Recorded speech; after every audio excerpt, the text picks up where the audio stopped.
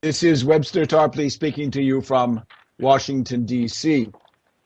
We're bringing you another wrap-up, this time of the third day of the Republican National Convention in Cleveland. And we expect to go forward with this the same procedure on Thursday for the concluding apocalyptic apotheosis of Donald J. Trump, and then on to Philadelphia next week. Let us first of all stress that the process we're observing is the breakup, the destruction, the extinction of a political party. This has to do with the anti-human and anti-reality ideology of the Republican Party, its inability to deliver on its promises, the disillusionment of the mass base of petty bourgeois fanatics in some cases, and also the restiveness of the elite donor class who don't feel that they're getting fair value for their money. And of course, in the middle of it all, the toxic, psychotic, pathological personality of Donald Trump, who spreads mental disorder, mental impairment wherever he goes. And he has already done tremendous damage to this country.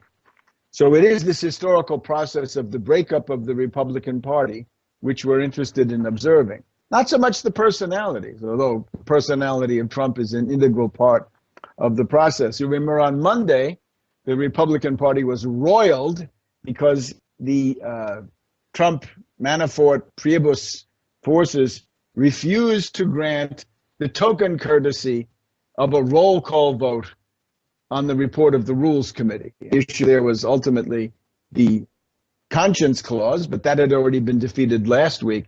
So this was simply a chance for some people to manifest their dissent and to make their voice heard.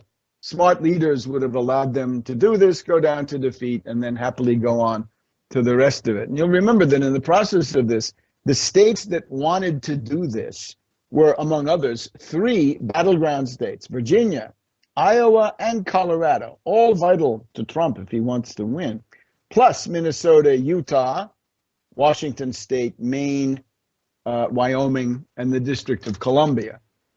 And we've also got this process of the alienation between the Trump camp and Governor Kasich of Ohio. This cannot be stressed too much, although it's happening to some degree behind the scenes. The Ohio machine is the key to the entire control of the United States, because a Republican to win must win Ohio. Therefore, if Trump were rational, he would be currying favor, propitiating Governor Kasich. But the infantile, toxic personality of Trump does not allow this to happen. The entire election could have been lost already here on Monday.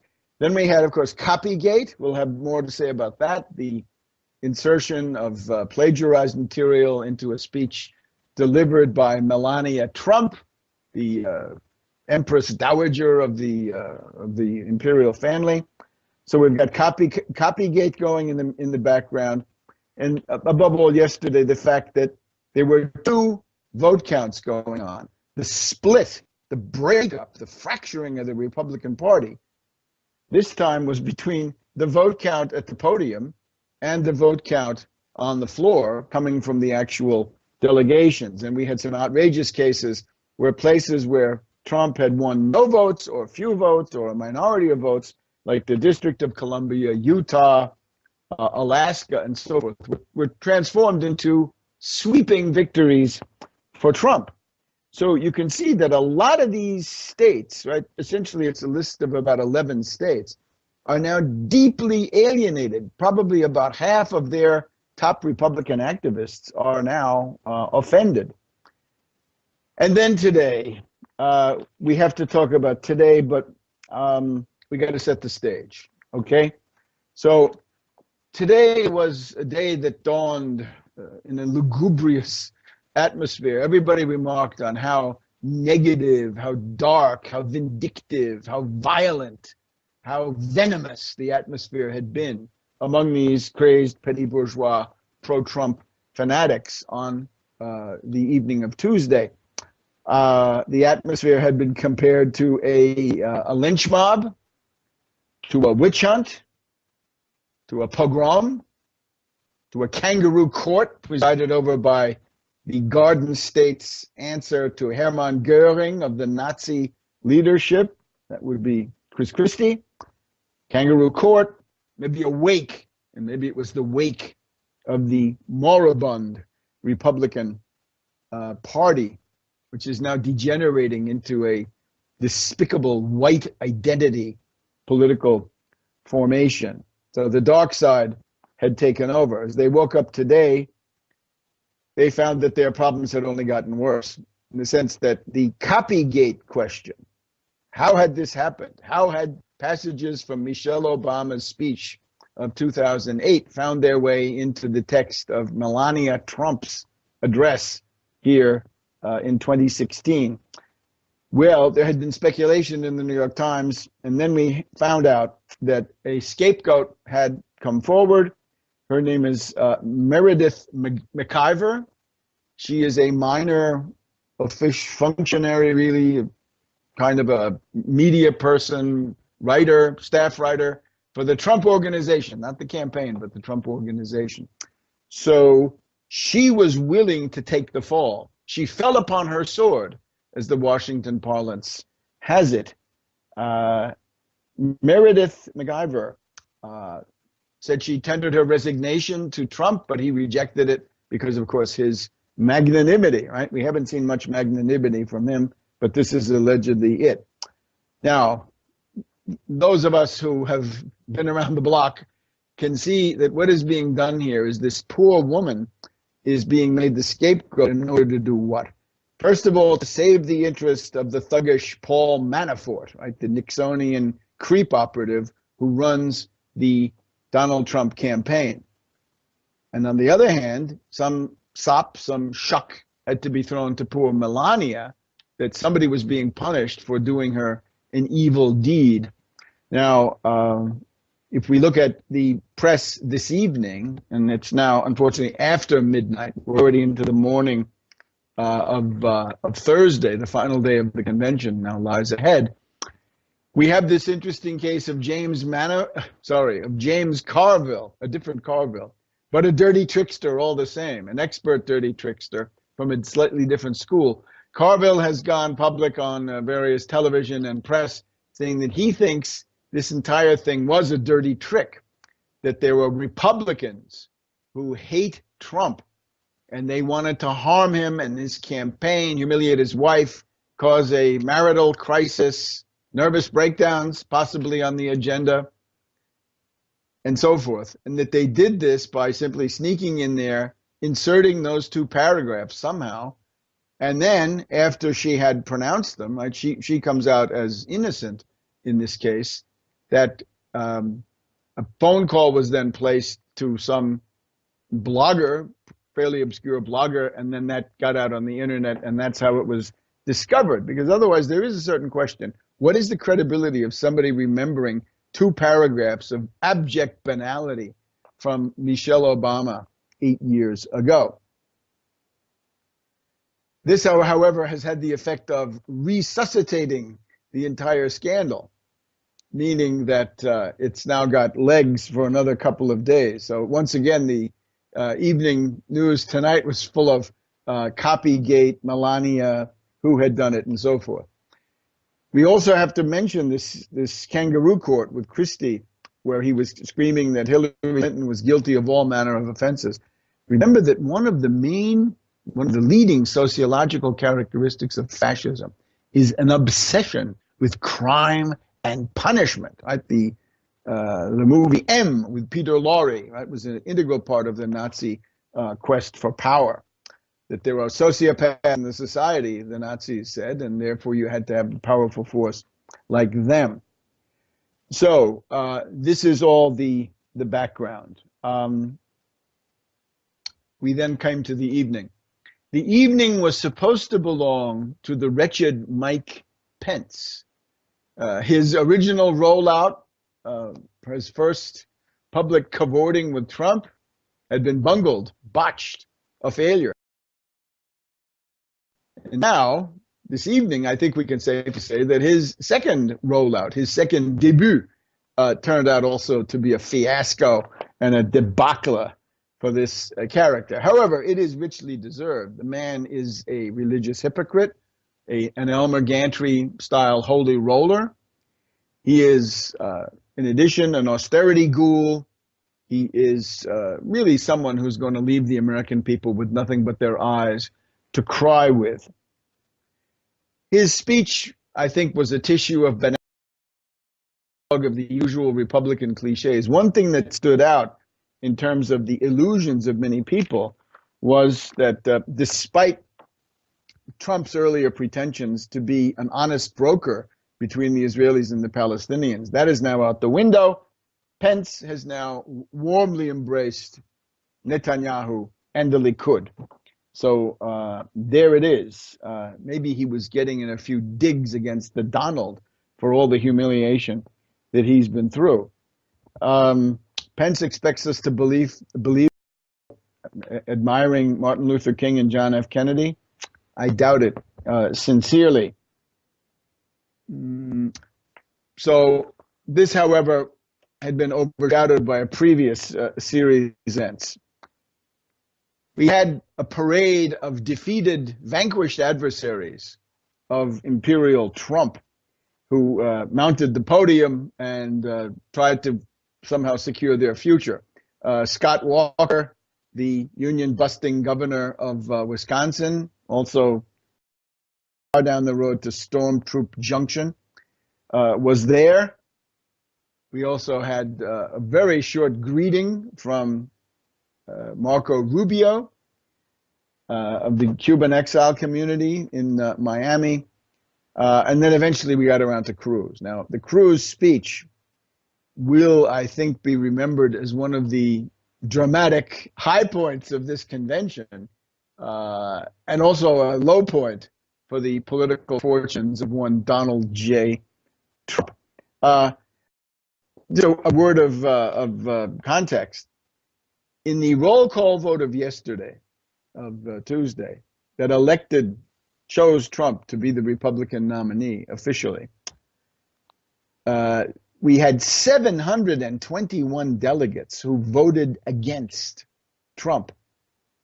That is the most in 40 or 50 years. You have to go back almost to the time of the contested conventions, right? It was not just a bland and banal infomercial to find anything like this, right? So we are now in an interesting terrain. 721 is an awful lot. And it's even, I was estimating 400 to 600 a couple of days ago, but it's worse. It may have gotten worse. And remember, that 721 votes, that's in spite of the yellow caps, the political Gestapo deployed primarily, we now learned, by Trump Manafort to go around sort of intimidate people, maybe shove them, maybe slug them, who knows. Gestapo, Sturmabteilung, and they're all glorying in that, right? The storm Trumpers and so forth. Put the Trumpster in the dumpster might be a good way to sum up the view here. So there was even a rally held earlier today of the anti-Trump forces, the pro-Cruz forces. 1,200 of them showed up for a rally with Cruz. Trump apparently was passing by in his airplane coming into the airport, and he flew over this gathering. They were screaming at him, cursing at him, shaking their fists and booing him. So Trump is dealing with a split party. By the time, however, we got to the evening, the big question was, since Manafort and the rest of the thugs from the Creep, 1972 vintage, had allowed Cruz to speak in this key primetime position just ahead of Mike Pence, does that mean Cruz had pledged to cordially, warmly endorse Trump? Some people thought that, but then they were then sorely mistaken. There are stories being made up retrospectively saying, oh, Trump says, oh yeah, I saw his speech in advance. I knew he wouldn't endorse me. but I just said, what the hell, let it go. This is a damage control of a very damaged ego that it's trying to practice on itself. In other words, that's a bunch of malarkey. They were hoping against hope that he would endorse. Now, you have to also some history here. Remember, Trump had been calling him Lying Ted for all those months. And of course, we have no axe to grind for Cruz, right? We are not. We hold no brief for Cruz. We're very much against Cruz, except to point out that the only way our world has survived up to now is for evil to collide with evil, diminish the amount of evil in the world, and then perhaps hopefully help the good. This is Cruz. So there was lying, was the cowardly, I think Cruz put it, Donald is an abject, sniveling coward. Certainly accurate. When Trump began attacking Heidi Cruz, Cruz's wife, she's of course an official of Goldman Sachs. So there was that.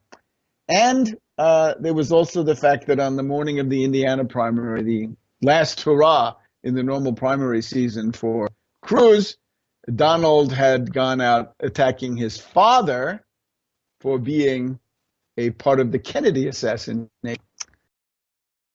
Who knows if some vendetta was quenched today? Anyway, this is a stunning blow. It is a colossal affront to Trump, his prestige, his acumen, his ability to organize things. Trump is losing on all those fronts. He is pathetic.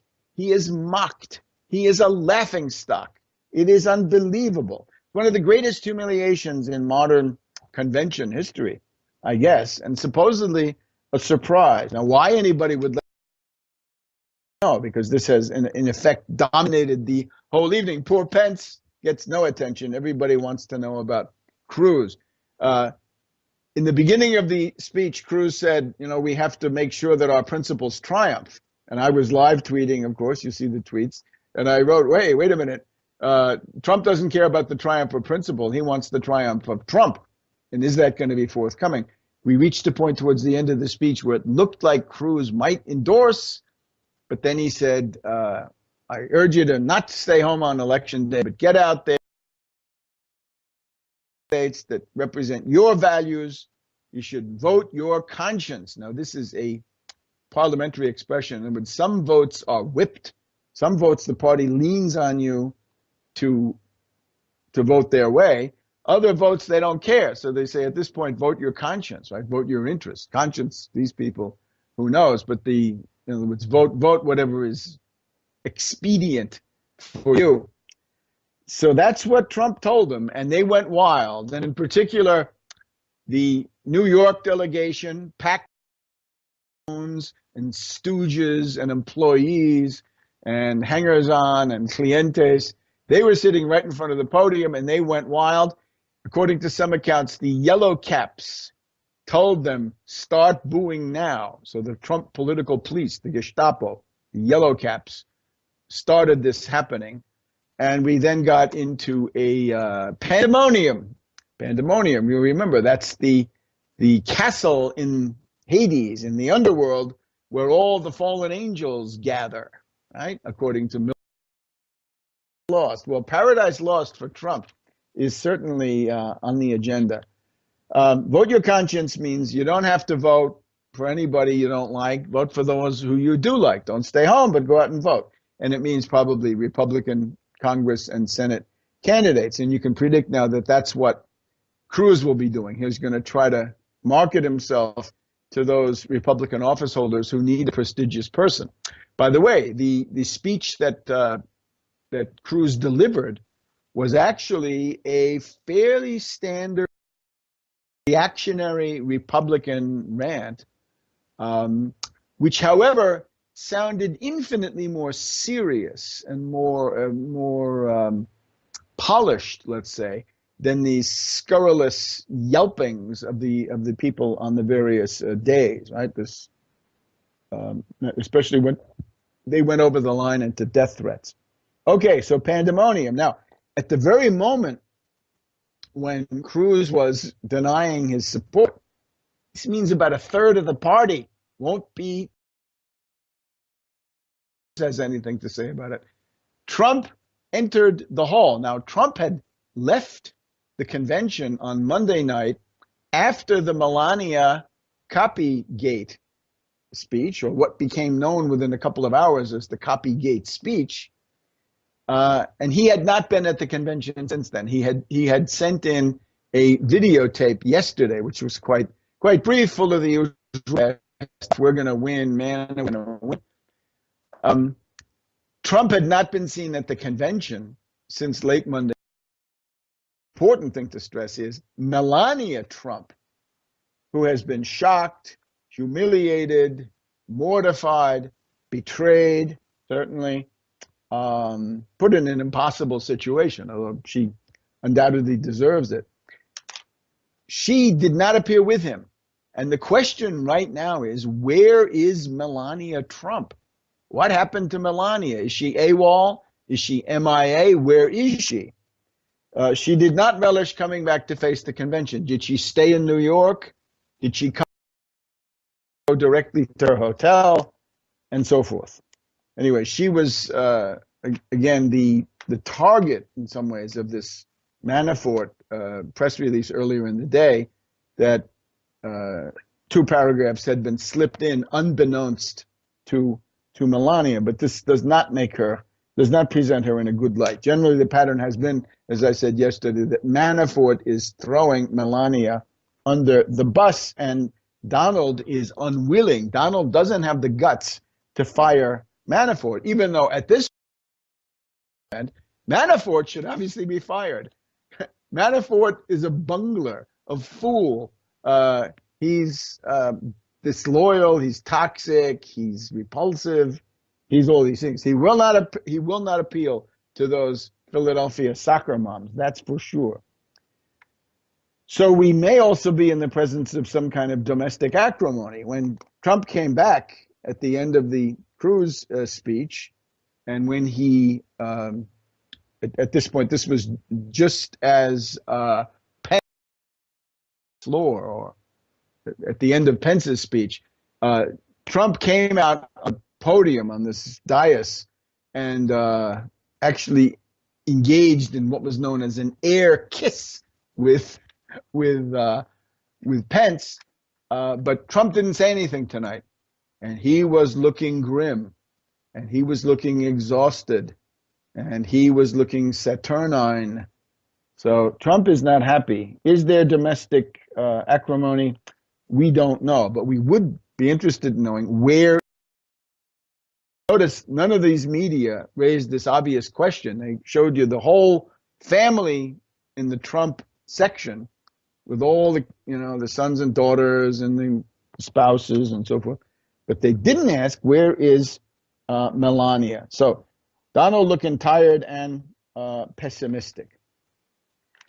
The effect of all of this, I think, is that the Trump campaign, I think we can safely say, is mortally wounded in the sense that they have got this ongoing feud of Ohio, who is the one person in the world who is most indispensable to them. There's also Cruz, who is close to that same point of indispensability. Cruz represents about a third of the Republican Party, and those are the evangelical activists. Now, the media will push the line that Cruz has discredited himself and destroyed his future and so on, but that's really not very real. He has essentially dealt Trump a stunning blow, humiliating him, right? The guy who was supposed to be the winner all the time. Chris Matthews, whoever prefers evil, is coming up with reasons, well, Trump actually is a connoisseur of conflict and he likes fighting and therefore he let this happen. This is absolutely insane. Or if it is, it simply shows that, if it's true, it shows that that Trump is completely mentally disturbed and should essentially drop out of the race. Right? So Manafort also should. So it is a form, I would say, in conclusion, of gaslighting, right? That famous movie where a man somehow succeeds in convincing his wife that she's insane by manipulating the little details of life around the house to make her begin to doubt her reason.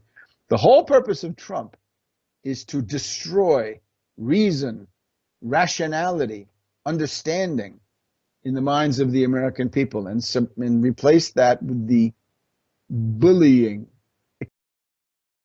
subjectivity, the Nietzschean qualities, even if they're based in ignorance of Trump, to somehow degrade morality and intellect and public life and dissolve everything into a hysterical tirade of obscenities and abuse. That's Trump.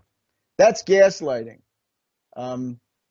We're told that Christie and Trump are preparing a list of what the Romans would have called a proscription, the people you were going to kill.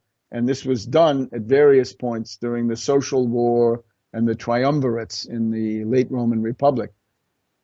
Who's on the purge list, on the proscription list? It's anybody in the federal bureaucracy appointed by Obama is going to be purged. Now, that will take you back from any kind of civil service, back to the spoils system of arch-villain Andrew Jackson, right? Some people have noticed the ideological affinity of Trump for Jackson. So, question that the Republicans want to put Hillary in jail, and they're literally still obsessed talking on the TV tonight about Whitewater. You're going to run on Whitewater in the United States 15 years after, more, 25 years. What am I saying? Almost 25 years after that turned out to be a dry hole in the parlance of these prosecutors. The extreme form was one of the officials, I think it's fair to say, surrogates and spokespersons of the Trump campaign in New Hampshire, who said on a radio program that he wanted Hillary to be executed by firing squad. Now, this is a degradation of our entire constitutional system, the political traditions, any notions of decorum or adult behavior are out the window.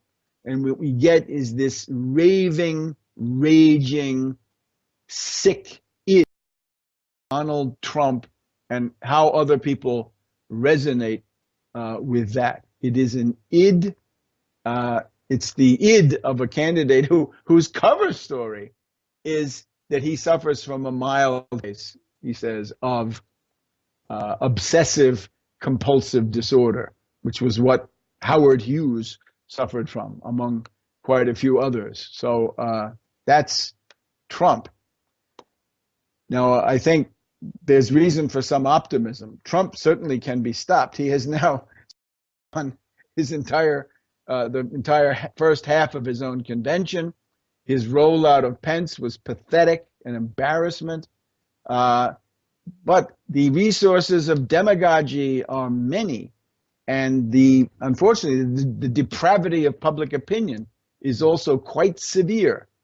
So it is the responsibility of persons of goodwill to plan now to find ways to make sure that Trump does not get elected president of the United States, but rather gets a decisive rebuff. Ideas can be considered expunged from the role of American history. So let me wrap up for tonight. This is Webster, Tarpley in Washington, D.C. We're now into the wee small hours of Thursday here and in Cleveland, and we'll see you again in about 24 hours.